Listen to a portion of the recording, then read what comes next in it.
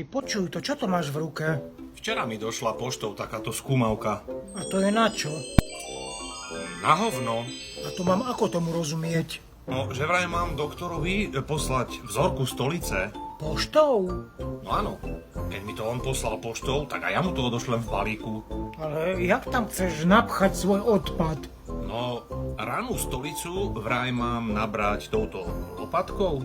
Ale ako sa dostaneš k hovnu, keď šľupne celkom na dno? Ty, ja o tom uvažujem už niekoľko noci, ale jediné riešenie, čo mi vychádza, je, že sa budem musieť vysrať rovno na vlášku.